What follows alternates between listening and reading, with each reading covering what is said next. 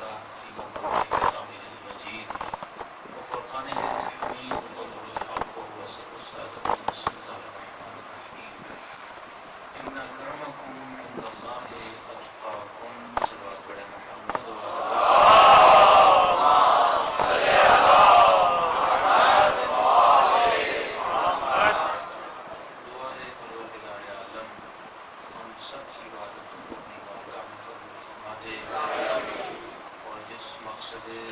زندگی اور حیات کی وجہ سے یہ مجالس رکھی جاتی ہیں یا جس مقصد کی وجہ سے ہم اس دنیا میں بھیجے گئے ان مقاصد میں ہم سب کو خدا کامیابیاں کامرانیاں نصیب قبولیت کے لیے دعا سے بات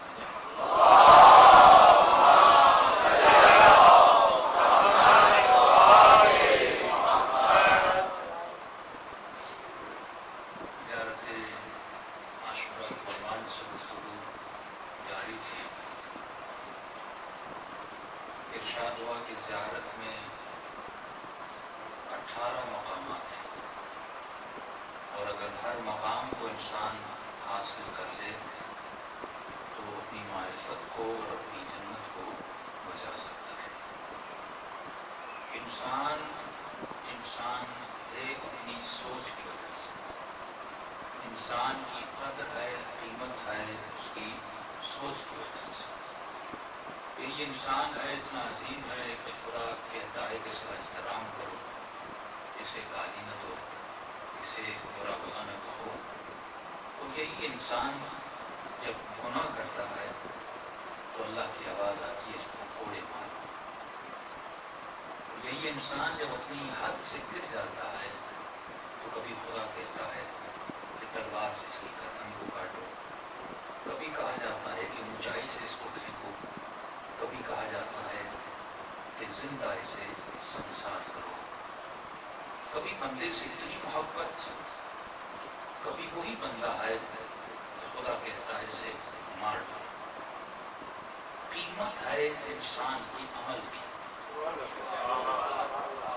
تو اپنی قیمت خود بناتا ہے۔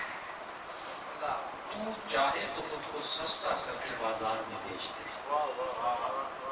تو چاہے تو اتنا قیمتی بن جائے کہ تیرا خریدار خدا بن جائے۔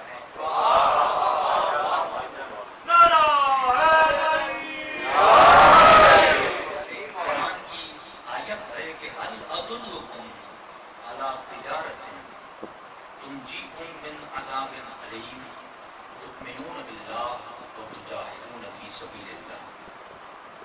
خدا جب انسان سے بات کرتا ہے تو بڑا اس کے ذہن کو سمجھ کے، اس کے مزاج کو پرکھ کے، کبھی سورہ جمعہ میں کہا وَإِذَا رَأَوْا تِجَارَةً أَوْ لَهْوًا انفضوا إِلَيْكَ وَتَرَكُوكَ قَائِمًا۔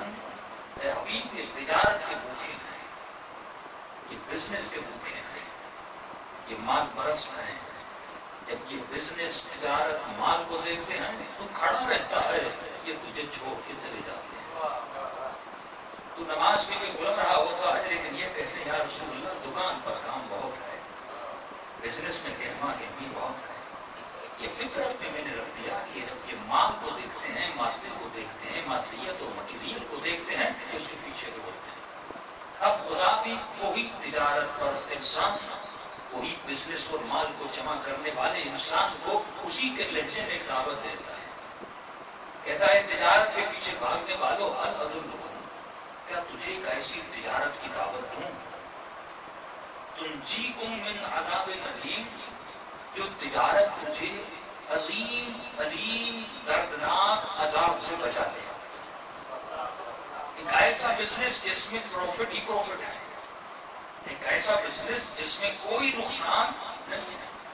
آپ دنیا کا کوئی بھی مجھے ایسا بزنس نہیں بتا سکتے کہ جس میں آپ کہیں کہ مولانا اس میں نقصان نہیں ہے۔ دنیا کا ہر بزنس پروفٹ اینڈ لاس کی بنیاد پہ ہوتا ہے۔ ایک سال میں فائدہ ہوتا ہے تو ایک سال میں نقصان بھی ہو سکتا ہے، لیکن خدا کہتا ہے ایسے بزنس کی طرف دعوت دوں جس میں نقصان کا تصور ہی نہیں ہے۔ تنجیکم من عذاب علیم، جو تمہیں علیم عذاب سے بچائے۔ اے خدا یہ کیسا بزنس ہے؟ یہ بزنس نوٹوں سے ہوگا؟ یہ بزنس کس شے سے ہوگا؟ کیا بیچوں، کیا خریدوں، تو کیا دے گا، مجھ سے کیا لے گا؟ فرمایا تنجیکم من قسم یہ ہے کہ مجھ پر ایمان لاؤ،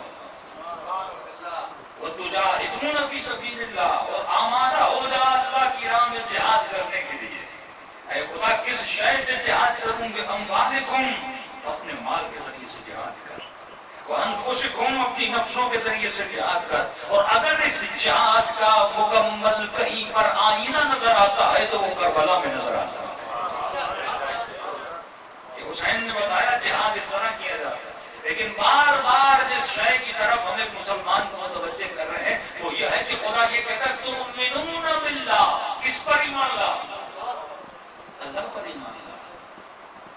یہ نہیں کہا کسی صحابی پر ایمان لا، یہ نہیں کہا کہ نسبتوں پہ ایمان لا، یہ نہیں کہا کہ مولویوں پہ ایمان لا، یہ نہیں کہا کہ مفتیوں پہ ایمان لا، اس پر ایمان لا جو تجھے جنت میں بھیجنے کا حق رکھتا ہے، اس پر ایمان لا جو تجھے جہنم سے بچانے کا حق رکھتا ہے، اور اس پر ایمان لا جس نے تیرے بارے سے جنت بنایا ہے۔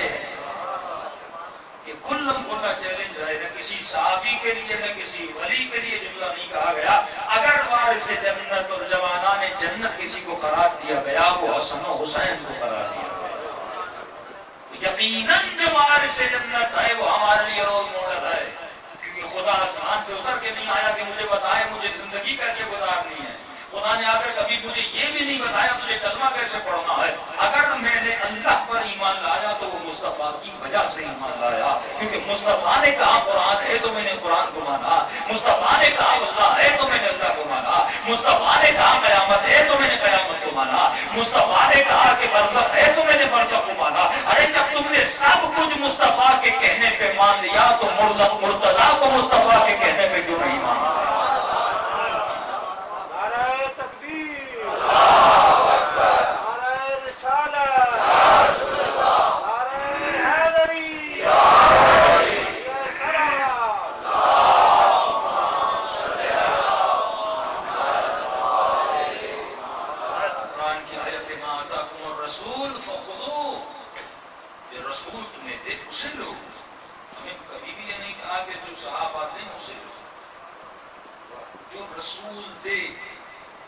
صحابی سے بھی وہ لو جو میں نے دیا، میرے لیے وہ صحابی وہ اہل بیت قابل احترام ہے جو مجھے وہ دے جو اسے رسول نے دیا۔ امیر وہی ہوتا ہے جو دی ہوئی امانت کا خیال کرے۔ میں مرنے والا ہوں، میں نے آپ کو یہ کاغذ دیا کہ آپ میرے بچے کو دیجیے گا، آپ امین ہیں، اگر آپ نے اس میں بڑھاوا کیا تو آپ خائن ہیں، اگر آپ نے رد و بدل کیا تو خائن ہیں۔ اسی لیے فرمایا کہ مسلمانوں، تمام تر مسلم کتابوں میں موجود ہے، انی تارک فیکم الثقلین کتاب اللہ و عترتی اہل بیتی۔ اے لوگوں میں تمہارے درمیان دو چیزیں چھوڑ کے جا رہا ہوں، ایک اپنی کتاب چھوڑ کے جا رہا ہوں، دوسرے کی عترت۔ اور پوچھا گیا یا رسول اللہ عترت کون ہے؟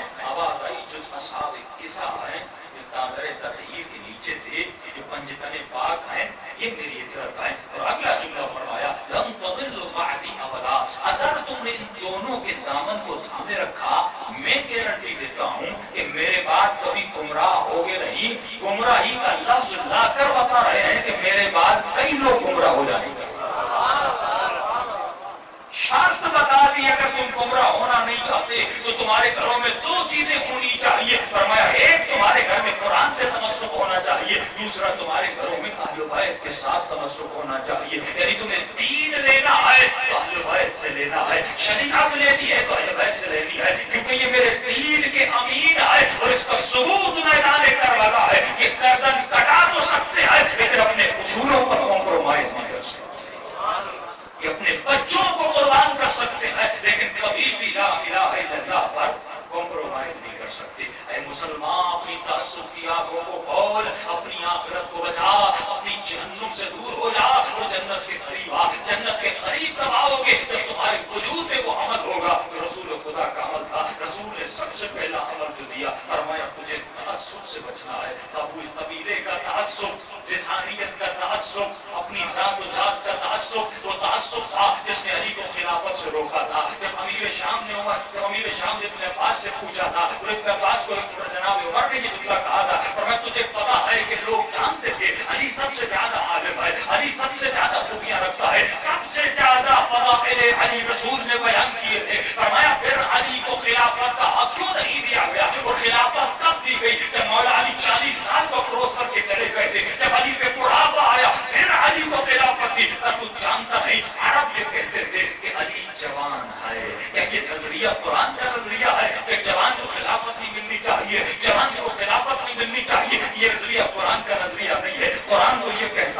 ارے میرا نبی تو تب بھی نبی ہوتا ہے جب ماں کے گہوارے میں ہوتا ہے. یہ قرآن کا نظریہ ہے. جب مریم عیسیٰ کو لے کر آتی ہے ابھی مریم پر اعتراض کیا جاتا ہے اے مریم یہ بچہ کس کا لے کر آئی ہو؟ تو فرماتی ہے اعتراض مجھ پہ نہ کرو، اعتراض بچے پر ہے تو بچے سے پوچھو. تو تعجب پہ پوچھتے ہیں جو بچہ ابھی گہوارے میں ہے وہ بول کیسے سکتا ہے؟ تو جناب مریم اپنے بچے کی طرف اشارہ کرتی ہے. یہاں اللہ کا نبی بولنا شروع کرتا ہے. فرمایا قال انی عبد اللہ آتانی الکتاب وجعلنی نبیا وجعلنی مبارکا. اے لوگوں میں اللہ کا نبی ہوں، میں کتاب لے کر آیا ہوں. سوال یہ ہے اے عیسیٰ تیرے ہاتھوں میں کتاب تو نہیں ہے لیکن تو کیوں کہہ رہا ہے میں کتاب لے کر آیا ہوں؟ فرمایا ظاہری کتابوں کے رکھنے والے اور ہیں اور کتاب کا علم رکھنے والے اور ہیں. تو پتہ چلا نبی ماں کے گہوارے میں بھی بولتا ہے. یہ کہاں سے بول رہے تھے؟ یہ علم کس نے دیا؟ یہ طاقت کس نے دی؟ خدا بتانا چاہتا تھا کہ کچھ وہ ہیں جن کو ہم بچپنے میں علم عطا کرتے ہیں. تو انسان کو سمجھنا چاہیے تجھے کس کو فالو کرنا ہے. تجھے قرآن کو فالو کرنا ہے، تجھے کسی مفتی اور مولوی کو فالو نہیں کرنا. کیونکہ قرآن ہے جو حق کو بیان کرتا ہے اور وہ سیرت نبی ہے جو حق کو بیان کرتی ہے. صلوات پڑھنا.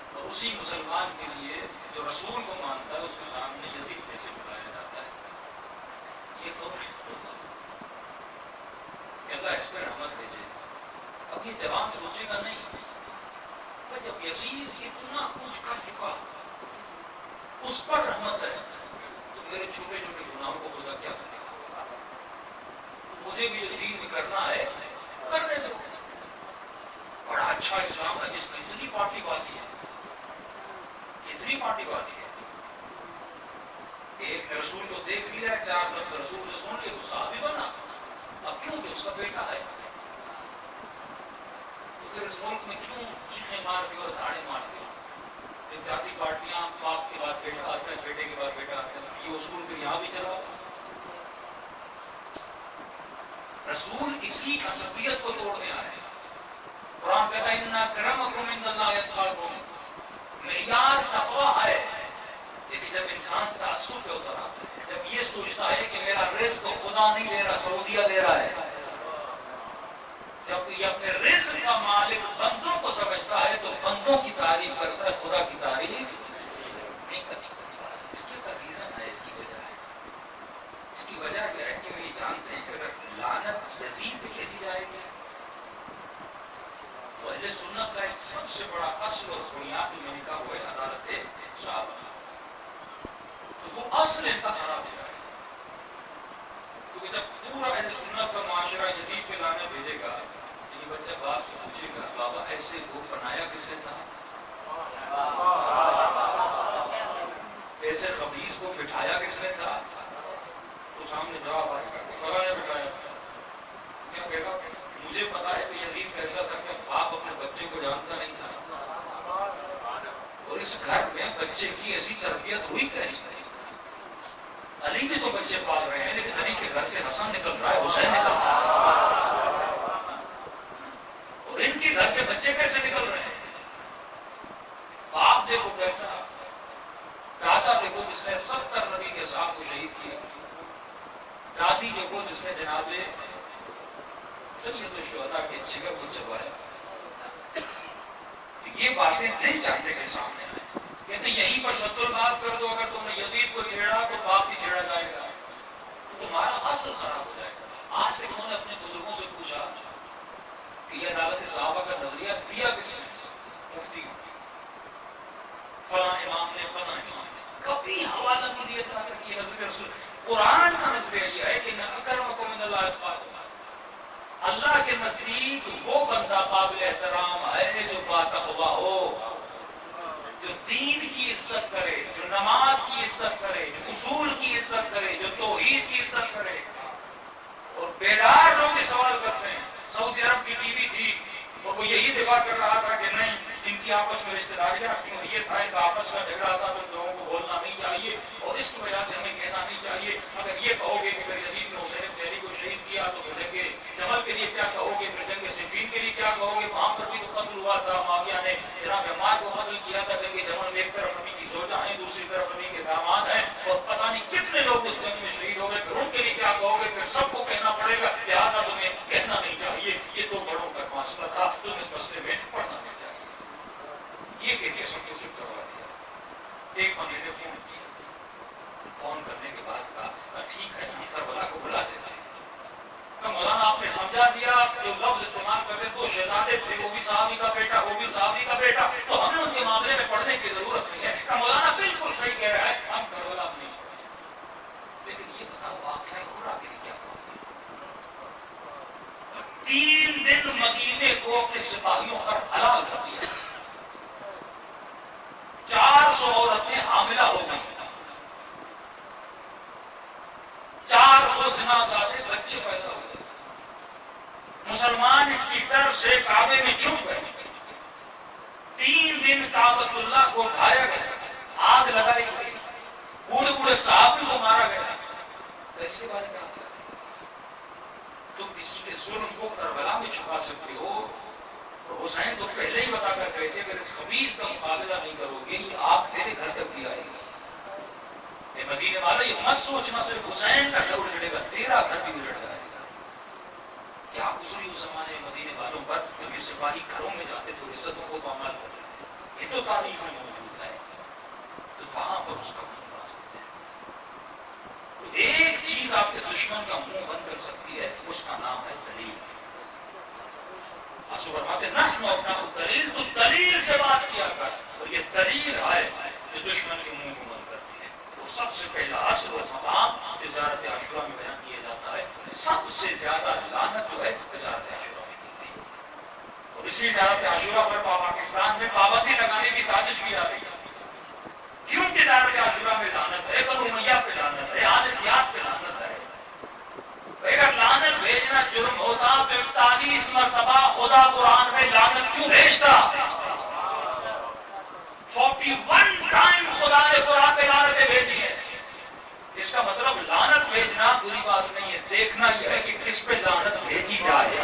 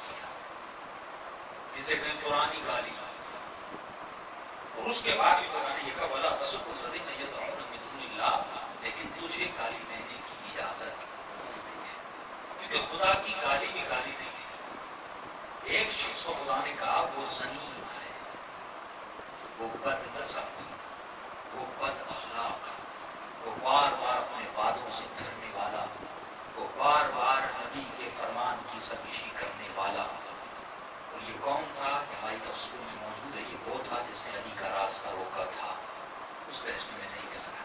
لیکن قرآن میں حکم ہوا لعنت 41 مرتبہ، لیکن فرمایا بلا قسم کو تجھے ہرگز اجازت نہیں کسی کو گالی دینے کا. بلا تدعون یہاں تک کہ کسی کے جھوٹے خدا کو بھی گالی نہ دینا، کیونکہ اگر تم کسی کے جھوٹے خدا کو گالی دو گے تو کل تمہارے سچے خداؤں کو گالی دے گا. تو اب تجھے گالی دینے کی اجازت نہیں ہے، کبھی بھی گالی نہ دیا کرو. اب خدا نے کن کن پر لعنت بھیجی یہ مسلمان کو دیکھنا چاہیے. ایک لعنت وہ ہے جو خدا نے بھی بھیجی، ملائکوں نے بھی بھیجی، تمام لوگوں نے بھی بھیجی. یہ سب سے بڑی لعنت ہے جو خدا قرآن میں بھیج رہا ہے. لعنت اللہ وملائکتہ والناس اجمعین. اللہ کی لعنت، تمام ملائکوں کی لعنت، تمام لوگوں کی لعنت. پہلی سب سے بڑی لعنت قرآن میں. اور یہ کن پہ لعنت ہو رہی ہے؟ فرمایا ثم نجعل لعنت اللہ علی الکاذبین. یہ کن پر لعنت ہو رہی ہے؟ جو مباہلے میں اہل بیت کے مقابلے میں آ رہے ہیں. یعنی جو ان پنج تن کے مقابلے میں آئے گا، یہ قرآن کی دلیل ہے، یہ مباہلہ کی دلیل ہے. میں حبیب یہاں پر رسول بھی ہوتا ہے، رسول میں جاؤں گا وہ بات کی بحث ہے کہ اللہ رسول بتا رہا ہے کہ لعنت کا بھیجنا پہلے علمی بحث کرو. اگر علمی بحث کے بعد بھی وہ نہیں مان رہا، اس کے بعد مقام مباہلہ. ایسے نہیں کہ تو شیعہ پر سنی لڑ پڑ کے چلو مباہلے میں چلے گا، نہیں. پہلے بیٹھو علمی بحث کرو، قرآن کی دلیل دو، حدیث کی دلیل دو. اگر تم نے نبی کا فرمان بھی دیا، قرآن کی آیت بھی دی، لیکن وہ پھر بھی ماننے کے لیے تیار نہیں. اور میں اب آؤ مباہلہ کرتے ہیں. اور اللہ کی لعنت ہو جو جھوٹ بولے.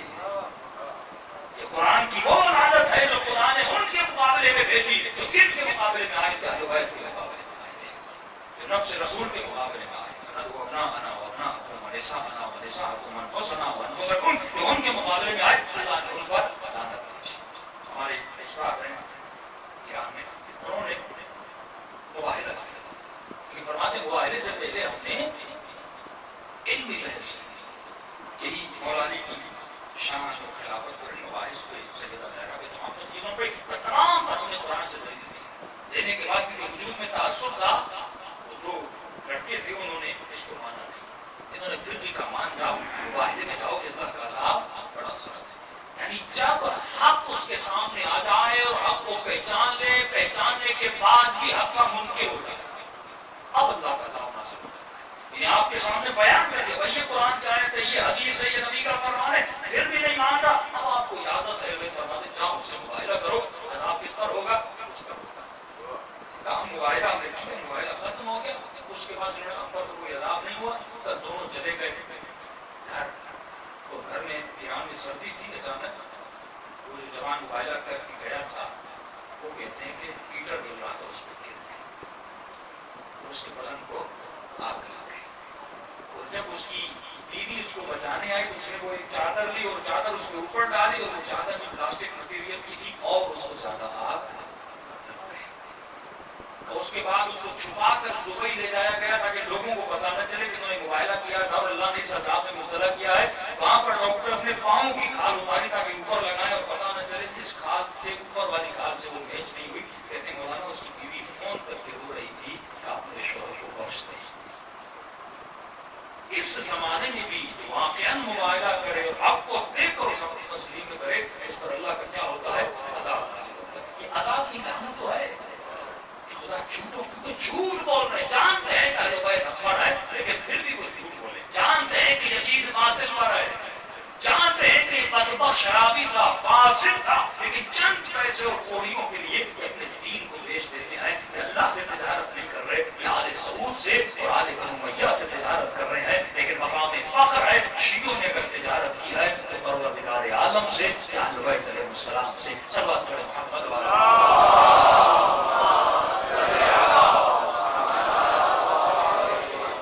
دوسری لعنت حضرت داؤد اور حضرت عیسیٰ کی مریم بھیجتے ہیں. تیسری لعنت خدا اس پہ بھیج رہا ہے جو شاہد زنا ہے، جسے لعان کہتے ہیں. یعنی آدمی کسی خاتون کو، کسی مرد کو حالت زنا میں دیکھے اور گواہی دے، اس پہ لعنت نہیں ہے. اللہ کہتا ہے اس شاہد پہ لعنت ہے جو جھوٹی گواہی دے،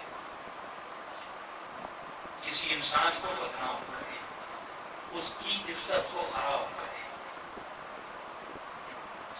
یہ گالی بھی ہے کہ آپ کہیں کہ میں نے فلاں شخص کو اس حالت میں دیکھا ہے اور وہ اس حالت میں نہ ہو، یعنی جو غلط الزام لگائے خدا اس پر بھی لعنت بھیج رہا ہے، ان امتوں پہ لعنت بھیج رہا ہے جو ایک دوسرے پر لعنتیں بھیج رہی ہیں۔ وہ امتیں جو ایک دوسرے کو کافر کہتی تھیں، خدا نے ان پر بھی لعنت بھیجی، خدا اس پر بھی لعنت بھیج رہا ہے جو نصارہ ہیں، اصحاب السبت کا نام آپ نے سنا ہوگا، خدا ان پر بھی لعنت بھیج رہا ہے۔ اہل کتاب جنہوں نے حقانیت کو دیکھا اور حقانیت کو مانا نہیں، خدا نے وہ یہودی مشرک جو بتوں کو سجدہ کر کے آئے تھے، آج بھی یہودی کہتے ہیں کہ ہم اس زمانے کو یہودیوں کے اس عمل پہ شرمندہ ہیں۔ یہ آج کے یہودی اور خاقان ہیں، انہوں نے پورا فرمان دیا، انہوں نے اپنا بیانیہ چلا کہ ہم رسول خدا کے زمانے کے یہودیوں کو اس عمل پہ شرمندہ ہیں۔ اتنا محمد کی دشمنی میں آ گئے تھے کہ اپنے اصول کو بھلا دیا کہ یہود میں ہے کہ کبھی بتوں کو سجدہ نہیں کرنا، لیکن رسالت کی دشمنی میں جاتے ہیں بت پرستوں کے پاس اور کہتے ہیں ہم تمہارے بتوں کو سجدہ کرتے ہیں، آؤ مل جاتے ہیں اور مصطفیٰ کو شکست دیتے ہیں۔ کہ آج کا مسلمان اسی یہودیت کے کردار پہ اتنا شیعت کی دشمنی میں اتر گیا کہ اسرائیل کے ساتھ ہاتھ ملانے پر تیار ہے کہ صرف شیعہ کو شکست دے۔ لیکن جس کے ساتھ خدا ہو، جس کے ساتھ حق ہو، نہ تم کل اس کو شکست دے پائے تھے نہ تم آج۔ الذین یؤذون اللہ ورسولہ لعنت اللہ فی الدنیا والآخرہ، اللہ کی لعنت ہے ان پر جنہوں نے رسول کو اذیت دی۔ وَأَعَدَّ لَهُمْ عَذَابًا شَدِيدًا، اور خدا ان پر شدید ترین عذاب نازل کرتا ہے جنہوں نے کس کو اذیت دی؟ میرے رسول کو اذیت دی۔ اور رسول خدا کا فرمان ہے جو تمام طرح کے سنت کی کتابوں میں موجود ہے کہ جس نے میری بیٹی کو اذیت دی اس نے مجھے اذیت دی، اور جس نے مجھے اذیت دی اس نے خدا کو اذیت دی۔ اب بتاؤ یہ اصول کون بنا رہا ہے؟ رسول خدا بنا رہے ہیں۔ فاطمہ بضعۃ منی، فاطمہ میرے جگر کا ٹکڑا ہے۔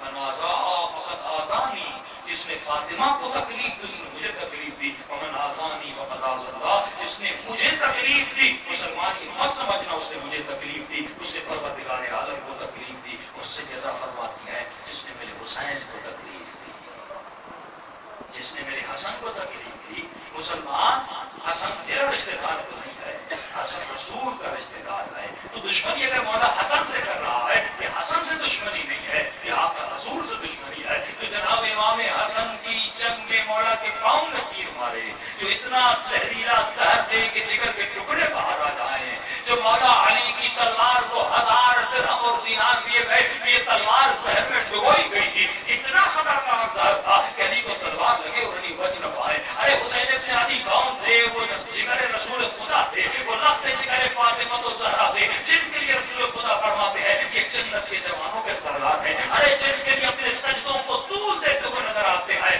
اسی حسین کو کربلا کے میدان میں شہید کیا جاتا ہے۔ وہ کس کا بیٹا تھا جس نے اس کو شہید کیا تھا؟ ذرا تاریخ میں پڑھ کے رسول خدا کیا فرماتے ہیں بنو امیہ کے لیے، ذرا تاریخ میں پڑھ کے رسول خدا بنی تمیم کے لیے کیا فرماتے ہیں۔ یہ آج میں کل میرے کلپ سنی اور میں نے کراچی میں بھی یہ جملہ بیان کیا تھا کہ رسول خدا کس کی سواری کو دیکھ کر یہ جملہ فرماتے ہیں کہ رسول خدا ایک سواری کو دیکھتے ہیں، فرماتے ہیں اس سواری کے سوار پر بھی لعنت ہے، اس سواری کو چلانے والے پر بھی لعنت ہے، اس سواری اور اس سوار کو جو ہاتھ رہا ہے اس پر بھی لعنت ہے۔ ذرا اپنی کتابی کو کھول اور ان اشخاص کے نام کو دو، جو وہی اشخاص ہیں جن پر لعنت حسین زیارت عاشورہ میں بھیج رہے ہیں۔ آج زیارت عاشورہ کو پڑھ اور تجھے پتا چلے کہ چھٹے امام جعفر صادق علیہ السلام کی دعا ہے، یہ دعا کسی شیعہ کی بنائی ہوئی دعا نہیں ہے، یہ ہدایت سے ملی ہوئی زیارت ہے۔ جس امام فرماتے ہیں کہ وہ کون تھے جنہوں نے حسین کو اذیتیں دی، وہ کون تھے جنہوں نے حسن کو اذیتیں دی، وہ کون تھے جنہوں نے رسول خدا کو اذیتیں دی، وہ کس کا خاندان تھا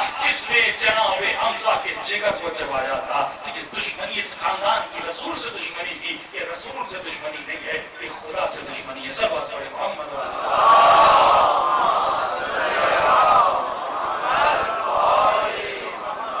میں نے کل کی مجلس میں عرض کیا، سورہ قرآن میں ارشاد ہے یہ وہ شجر ملعونہ ہے، یہ وہ ملعون شجر ہے، درخت، یہ وہ ملعون نسل ہے کہ جو دین رسول خدا کو تباہ و بربادی کے دہانے پر لے کر آئے۔ کہ آج مسلمان کا حال کیا ہے؟ کہ آج مسلمان کی بچیاں ناچتی ہوئی نظر آتی ہیں، آج مسلمان کے بچے وہ سعودی عرب جس میں تم ناز کرتے تھے، وہاں پر امریکہ سے ڈانسر بلائی جاتی ہے، امریکہ سے سنگر بلائے جاتے ہیں، وہاں پہ جوا کے اڈے لگائے جا رہے ہیں. ارے جن کے دین کے آباء و اجداد جن کے ماننے والے جس پر امیہ کے اوپر پہ رکھنا ہے وہاں پر یہی چیزیں نظر آئیں گی. لیکن تم اس ملک میں آ جہاں پر علی کا نام بلند ہے وہاں پہ تجھے امام رضا کا حرم نظر آئے گا. اس حرم میں تجھے لوگ عبادت کرتے ہوئے نظر آئیں گے. ذرا تو عراق آ جا جہاں علی کے ماننے والے ہیں وہ اپنا مال ان چیزوں پہ نہیں لٹاتے. وہ اپنا مال اربعین حسین سے لٹاتے ہیں. وہ اپنا مال لوگوں کی خدمت میں لٹاتے ہیں. وہ زیارت حسین اور نماز حسین سے محبت پر اپنی جانوں کو قربان کر دیتے ہیں. کیونکہ یہ نظریہ یہ تربیت ہمیں حسین سے علی نے دی. اگر واللہ اگر آج حسین نہ ہوتے اگر آج ہم نے مولا حسین کو فالو نہ کیا ہوتا آج رسول کو فالو نہ کیا ہوتا آج بھی ہمارا حال یہ ہوتا تو مسلمانوں کی امتوں کے لیڈر کا حال ہے. لیکن آج اگر ہمارا تھوڑا بہت دین بچا ہوا ہے تو یہ آقا حسین کی قربانی اور مولا کی مجلس میں آنے کا صدقہ ہے. صلوات علی محمد و علی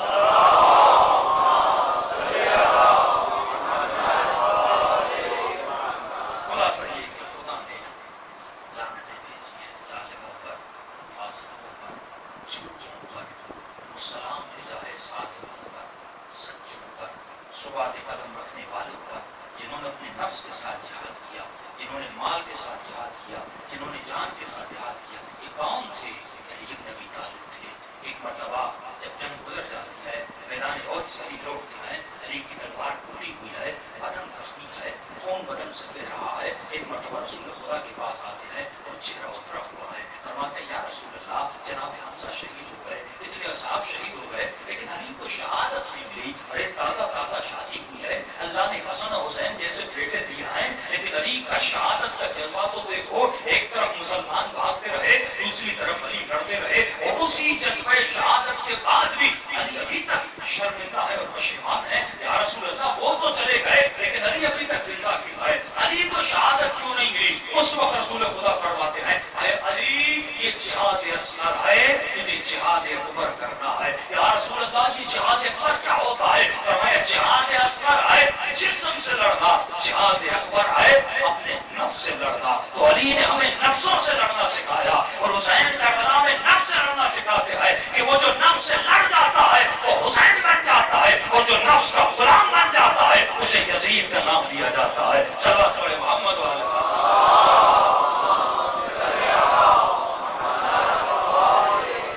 یہ آداب, یہ رسوم, یہ اخلاق کسی اور کی زندگی سے کیوں نہیں ملتا؟ یہ ادب, یہ رسم مجھے علی کی زندگی سے ملتی ہے. کہ کوئی چہرے پہ لاب دان پھینک دیتا ہے لیکن مولا اٹھ کے کھڑے ہو جاتے ہیں. ارے تم بھی اپنی مجلسوں محفلوں میں بتاتے ہو, یہ جملے کسی اور کے لیے کیوں نہیں ملتے؟ ارے نبی کے ساتھی تو اور بھی تھے لیکن یہ جملے علی کے لیے ملتے ہیں, یا علی کے لیے ملتے ہیں, یا ان کے لیے ملتے ہیں جنہوں نے علی کا ساتھ دیا, علی کے ساتھ رہے, یا علی کے لیے ملتے ہیں, یا علی کے اولاد کے لیے ملتے ہیں, یا حسین کے لیے ملتے ہیں, یا حسین کے ساتھیوں کے لیے ملتے ہیں. کیونکہ یہ جذبہ حسین سے ہی ملتا ہے اور یہ جذبہ اسی کے وجود میں نظر آئے گا جس کے وجود میں صفات حسینی ہوں گی. تب امام فرماتے مثلی لا یبایع مثل یزید, حسین جیسا یہ تمہاری بھول ہے کہ تم آج کے حسین کو شہید کر لو گے, لیکن قیامت میں کچھ ایسے بچے پیدا ہوں گے, کچھ ایسے جوان پیدا ہوں گے جن کی سوچ حسین کی سوچ جیسی ہوگی. اور یزید یہ تمہاری بھول ہے کہ آج تو حسین سے جیت جائے گا, نہیں اگر آج تیرے مقابلے میں کوئی حسین بلند ہوا ہے تو کل بھی قیامت تک آنے والے وقت کے لیے اگر تیری سوچ والے یزیدی ہوں گے تو میری سوچ والے حسینی بھی ہوں گے جو تم سے مقابلہ کرتے ہوئے نظر آئیں گے. اور ہم فخر سے کہہ سکتے ہیں کہ اگر کوئی آج کے یزید کا مقابلہ کر رہا ہے, اگر کوئی آج کا امریکہ کا مقابلہ کر رہا ہے, اگر کوئی آج کے یزید اسرائیل کا مقابلہ کر رہا ہے تو وہ عرب نہیں کر رہا, وہ ابو ظبی نہیں کر رہا, وہ دبئی نہیں کر رہا, وہ سعودی عرب نہیں کر رہا, لیکن شیعہ کا سر فخر سے بلند ہے. وہ عرب اس کا مقابلہ کر رہا ہے جس عرب کو علی نے سوچ دی ہے, اس کا نام یمن کا عرب ہے, وہ ایران کے ایرانی ہے, وہ جناب لبنان کے عرب ہے جو مقابلہ کر رہے ہیں اور مقابلہ کر کے بتا رہے ہیں کہ کل کے حسین نے بھی یزید کا مقابلہ کیا تھا, آج کے حسینی بھی یزید کا مقابلہ کریں گے. صلوات پڑھیں محمد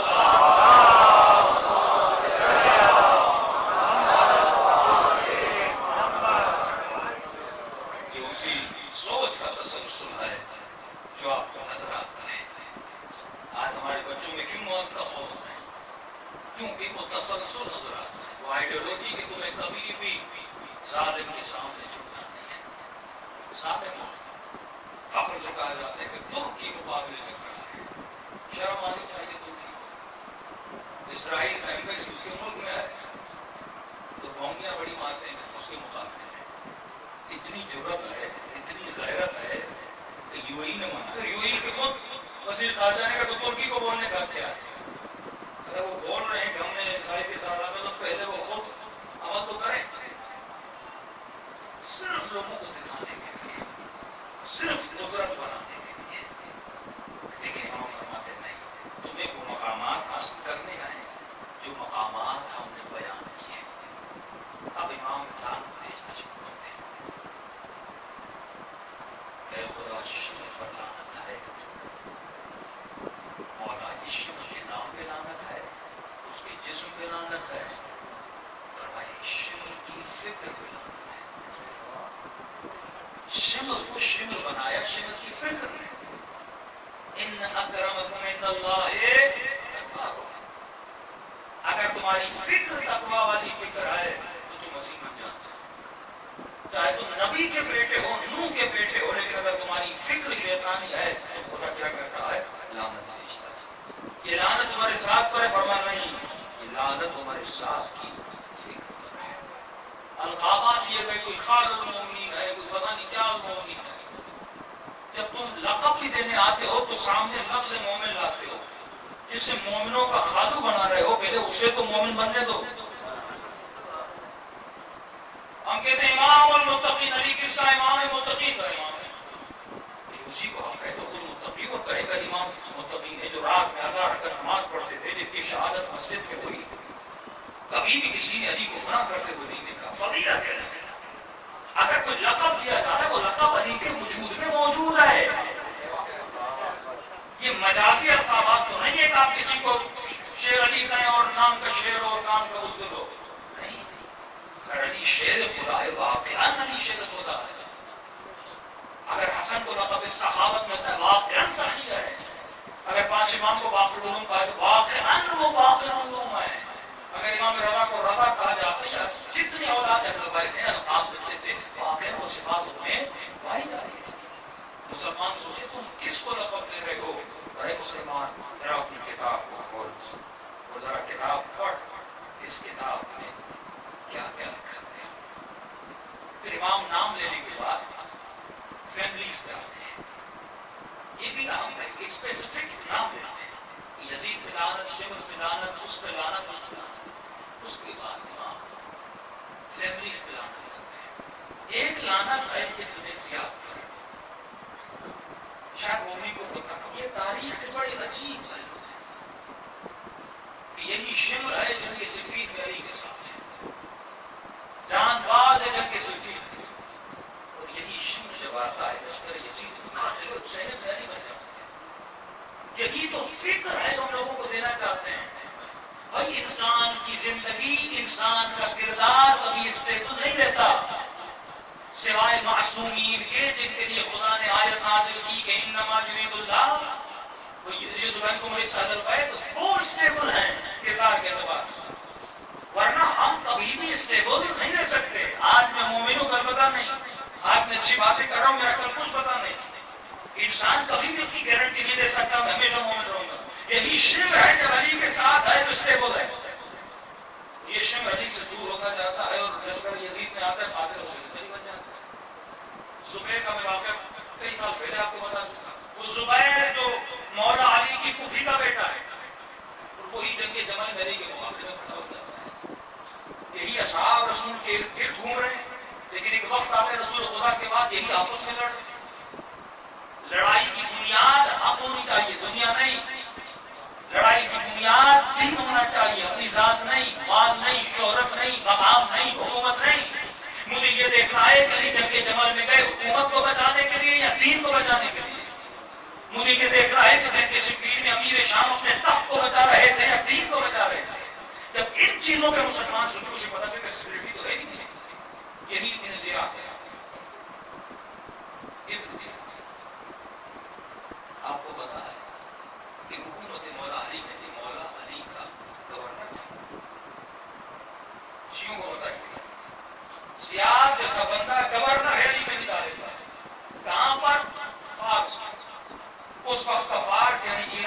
پاکستان کا بارڈر اور سارا افغانستان اس میں آتا تھا. مولانا صاحب کو دیکھتے تھے اس وقت اگر نیک ہے معاشرے میں خوش نام آئے بدنام نہیں مولانا کو بلا دیتے تھے اور کوشش کرتے تھے کہ اس کو اپنی طرف مائل کریں. یہ ملتا ہے کہ مولا زیادتی تعریف بھی کرتے تھے بڑا تیز ہے بڑا ہوشیار ہے اس کو مینج کرنا آتا ہے اور یہ بھی مولا علی کا بڑا پکا مولا. عجیب ہے کہ فرماتے ہیں کہ جب یہ مولا کے ساتھ تھا امام نے اسے گورنر بنایا فارس کا. تو فرماتے گورنر بنانے کے بعد امیر شام نے اس کو خط لکھا. خط لکھنے کے بعد کہا کہ تم علی کے ساتھ ہو زیاد تم میرے لشکر میں چلے جاؤ. ابن زیاد خط کا جواب دیتا ہے. آپ جب خط پڑھیں گے تو آپ پریشان ہو جائیں گے کہ اس نے خط کا جواب کیسا دیا. یہ قسم کھا کر کہتا ہے کہ آئے امیر شام مجھے خدا کی قسم ہے تم کبھی بھی مجھے علی سے جدا نہیں کر سکتے. تو جانتا ہے کہ تیرے بیچ میں اور میرے بیچ میں ایک ہو تیرے اور میرے بیچ میں جو ہے اس کا نام علی ہے جو داماد رسول ہے جو فاتح خیبر ہے جس کے لیے رسول خدا کہہ چکے کہ علی حق پر ہے اور آپ علی کے فضائل علی بیان کر رہے ہیں. اور اس نے کہا کہ تم کون ہے تو اپنے شجرے کو جانتا ہے تو اپنے حسب کو جانتا ہے تو اپنے نسب کو جانتا ہے. بڑا کڑک سا جواب دیتا ہے معاویہ. لیکن ایک وقت آتا ہے معاویہ اسی ذات کو اپنے پاس بلا لیتا ہے. میں والوں کو ڈھونڈنے کی کوشش کر رہا ہوں لیکن مجھے مل نہیں رہا. بلانے کی کوشش کرتا ہے اور اس کے بعد اس کو بلاتا ہے. اب غور مومن کو یہ کرنا ہے کہ ابن زیاد بنا کیسے. یہ خط و کتابت تاریخ میں موجود ہے. آپ طبری پڑھے سارے واقعات موجود ہیں. ابن زیاد کی کمزوری تھی.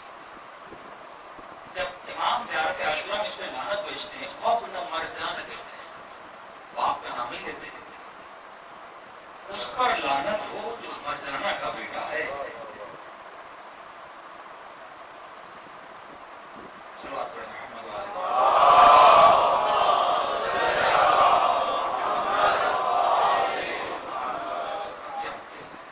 جو مرجانہ کا بیٹا ہے.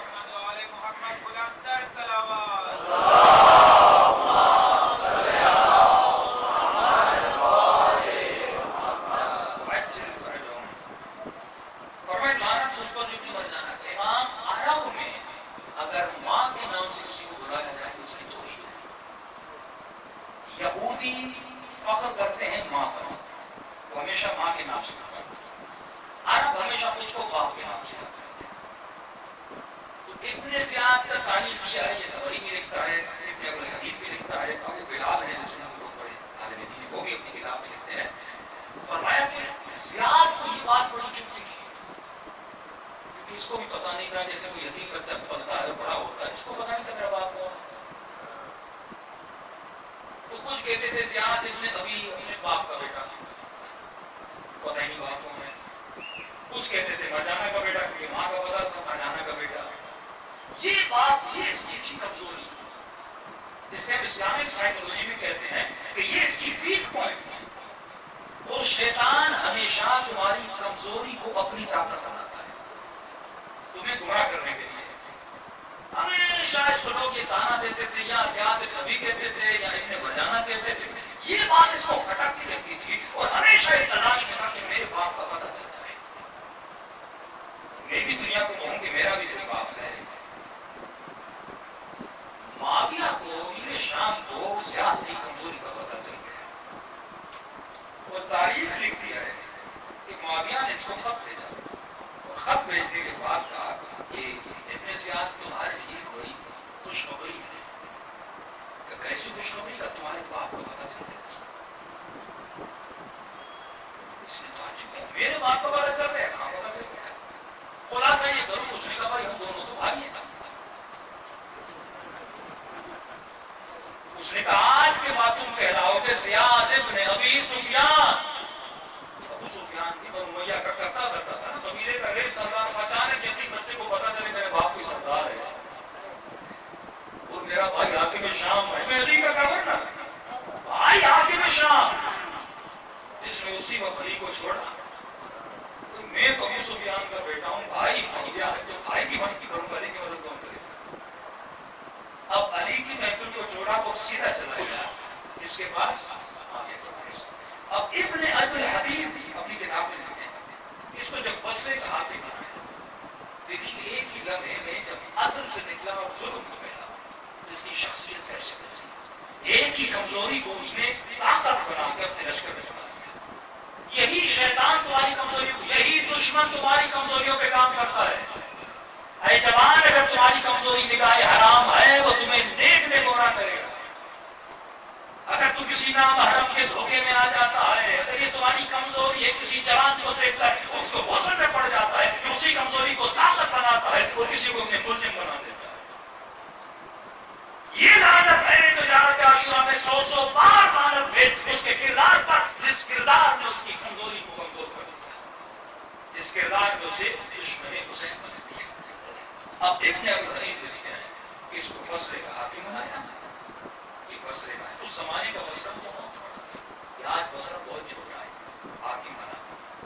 ابن ابی الحدید علیہ سنت پر اس نے شرح نجم البلاغہ لکھی، یہ ممبر پر گیا، لوگوں کو کہا، خلاصہ کمال وقت، لوگوں کو کہا اس کی ٹیکنیک خوف و ورع پیدا کرنا، لوگوں کو کہا کہ نماز عشاء کے بعد قاری سورہ بقرہ پڑھے اور بقرہ کے ختم ہونے تک مجھے سب لوگ گھروں میں نظر آنے چاہیے، بصرے کی گلی میں بھی اگر مجھے کوئی نظر آیا میں اسے قتل کر دوں گا۔ حکم دیا اس نے۔ ابن ابی الحدید کہتا ہے کہ پہلی رات سورہ بقرہ ختم ہوئی اور گلیوں میں گئے 700 لوگ ملے، 700 لوگوں کے گھروں کو کاٹ گیا۔ دوسرے دن 500 لوگ ملے، دوسرے دن 500 لوگوں کو مارا گیا، تیسرے دن ایک آدمی ملا، اور وہ آدمی بھی وہ تھا جو بصرے کا نہیں تھا، بیچارہ باہر سے آیا تھا، ایک بدوی عرب تھا، اسے پتا بھی نہیں تھا، شہر بھی اعلان ہوا ہے، بیچارہ اپنا اونٹ لے کر آیا، اونٹ کو چرا رہا تھا، سپاہیوں نے پکڑا، زیاد کے پاس لے گئے، اس نے زیاد کو کہا بھائی مجھے تو پتا ہی نہیں تھا، پتا ہوتا میں شہر میں آتا ہی نہیں۔ زیاد نے کہا نہیں، اگر قانون کو نافذ کرنا ہے تو مجھے مارنا پڑے گا، اور اسے مار دیا۔ وہاں پر ایک نبی کا چاہنے والا اٹھتا ہے، فرماتا ہے ابن زیاد، یہ جو تم حکم چلا رہے ہو، جو ظلم کر رہے ہو، یہ شریعت مصطفیٰ نہیں ہے، یہ جو حدیں جاری کر رہی ہے رسول کا قانون نہیں ہے، تمہارا اپنا بنایا ہوا قانون ہے۔ کیا تم نے قرآن نہیں پڑھا؟ من قتل نفسا بغیر نفس او فساد فی الارض فکانما قتل الناس جميعا، جس نے ایک انسان کو بے گناہ مارا اس نے گویا پوری کائنات کو مار دیا۔ اس نے کہا یہ قرآن مجھے نہ سناؤ، اب یہاں پر وہی چلے گا جو میں کہوں گا، دین وہی ہے جو زیاد کہے، شریعت وہی ہے جو زیاد کہے۔ صلوات پڑھے محمد علیہ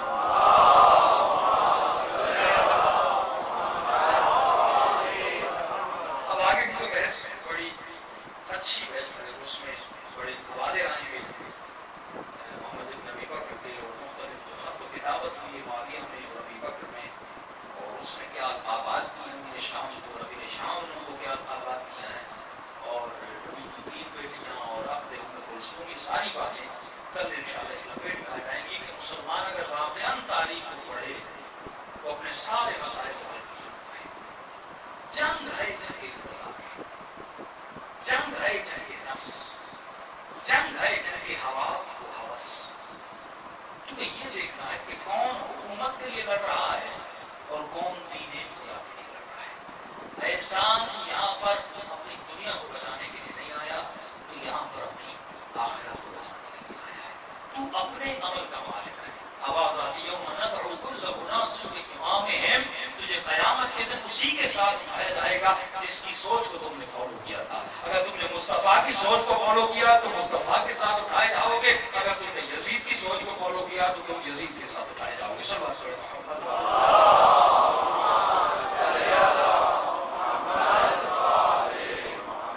شکر کریں کہ پروردگار عالم نے ہمیں حسین جیسا امام دیا، ہمیں مولا علی جیسا نمازی امام دیا، ہمیں مولا زین العابدین، ہمارے امام کے الفاظ تو بڑے بناوٹی نہیں ہے۔ اللہ ایک دعا ہے وہ حضرت سماج کسی اپنے سنت کے بھائی کو دوں گا۔ میرے 18 لیکچر موجود ہیں یوٹیوب پر، دعا مکارم الاخلاق، ٹائم نہیں ملا، اس کو ہم انشاءاللہ ایران جا کے کمپلیٹ کریں گے۔ اب دعا مکارم الاخلاق کو سنیں۔ علم اہل بیت کے پاس ہے. یہ ظلم اہل سنت کے ساتھ ہوا کہ یہ شیعہ کتابیں نہیں پڑھتے. شیعہ کتابیں شیعوں نے نہیں لکھی. شیعہ کتابوں میں آل رسول کے فرامین ہیں. شیعہ کتابوں میں آل رسول کا ذکر ہے کہ مولا علی نے کیا فرمایا, مولا حسن نے کیا فرمایا. آپ کی کتابوں میں تو نہیں ہے. وہ چھٹے امام جس سے 6000 حدیثیں ہیں, اور اس چھٹے امام کی صرف میں نے سنا 150 سے 200 حدیثیں صحیح بخاری کی. تمہاری کتابوں میں تو آل رسول کا ذکر ہی نہیں ہے. ایک بیچارہ اہل سنت اگر پہچاننا چاہے رسول کی جناب سیدہ فاطمہ زہرا کی اولادیں کتنی تھیں, ان کے حوالے زندگی کیا تھا, ان کے فرامین کیا تھے, انہوں نے کیا فرمایا, کیا سمجھا, اس کو سب کچھ کہاں ملے گا؟ شیعہ کتابوں میں. اور یہ تعصب ہے جو لوگوں کو اہل بیت سے دور کر رہا ہے. یہ اللہ کی نعمت ہے کہ خدا نے آپ کو بار بنایا, اہل بیت کے در پہ لایا, مجلس میں بلایا, اپنا ذکر کروایا. تو فرماتے ہیں انسان یہ ذکر معمولی ذکر نہیں ہے. 1 گھنٹہ جب یہاں پر آتے ہیں یہ ذخیرہ جمع کر رہے ہو اپنی قبر کے لیے, یہ اپنی آخرت کے لیے جمع کر رہے ہو. اس کا پتہ تجھے تب چلے گا جب دنیا سے چلے جاؤ گے. یہ وہ تجارت ہے جو تم خدا سے کرنے کا ہے. خدا میں نے اپنا وقت ایسی محفل میں گزارا جہاں پر تمہارے نبی اور اس کی آل کا ذکر ہو رہا تھا, جہاں پر میں اپنے نفس کو پہچان رہا تھا اور اپنی روح کو بلند کر رہا تھا. آج دلوں کو کربلا لے جائیں اور اپنے آقا حسین کو سلام کریں.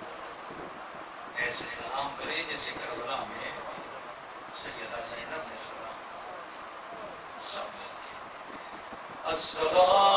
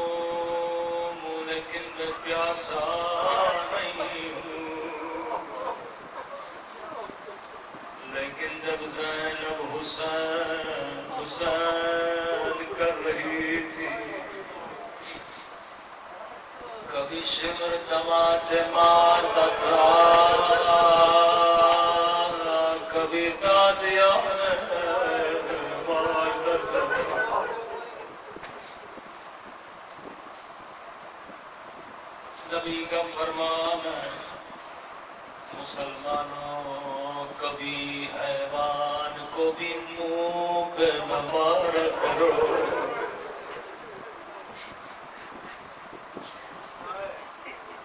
مجھے نہیں معلوم مسلمانوں نے حسین کی بیٹی کو منہ پہ کیسے مارا. رو کر کہتی تھی بابا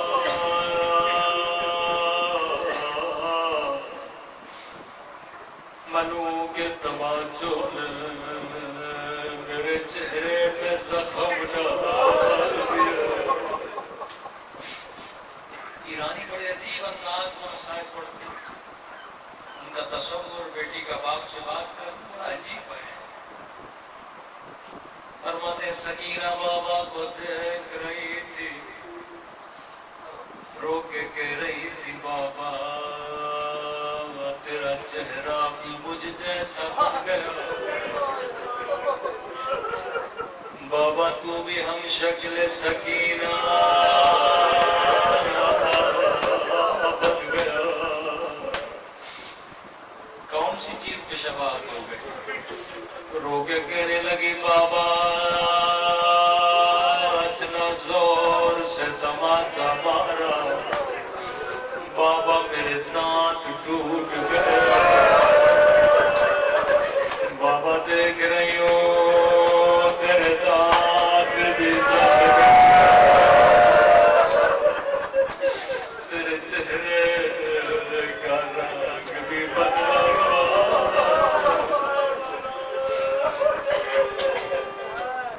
بابا بابا بابا ذرا میرے بالوں کو دیکھو. بابا میں نے سنا تھا جوانی میں دادی کے بعد سفر ہو گئے, لیکن بابا تیری سکینہ کے بعد بچپن میں سفر ہو گئے.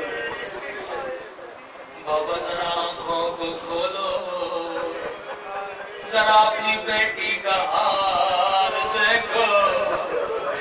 بابا میں نے سنا تھا دادی کی کمر جوانی میں جھک گئی تھی, او بابا میری کمر بچپن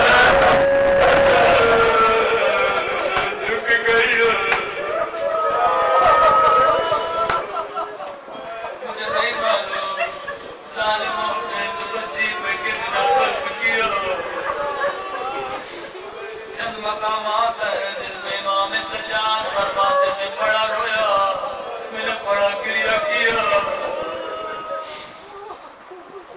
کیونکہ جب مومن امام سے ملنے جاتے تھے فرمائے وضو کرتے تھے, پانی کو دیکھ دیکھ کے اتنا روتے تھے, پانی بدلنا پڑتا تھا.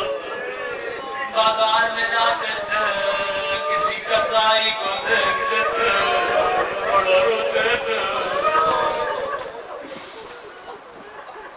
کسائیوں کی عادت تھی, پتہ چلتا تھا سجاد آ رہے گوشت پہ کپڑا رکھتے تھے کہیں حسین کے بیٹے کی نظر نہ پڑ جائے.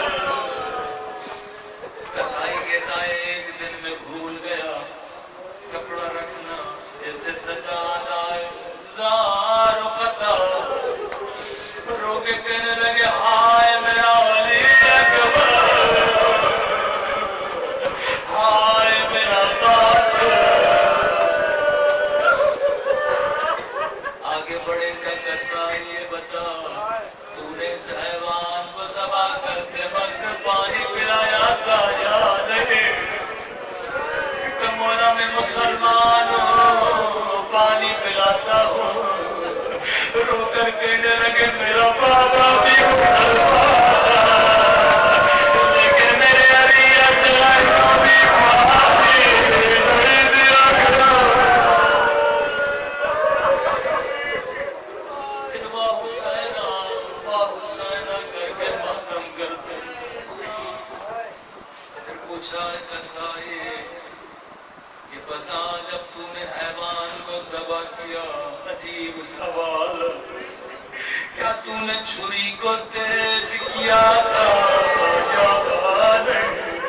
کہ مولا پتا ہے جب حیوان کو ذبح کیا جاتا ہے تو چھری کو تیز کیا جاتا ہے. رو کے کہنے لگے میرے بابا کا گلا خنجر قدس کہاتا تھا, ارے ظالم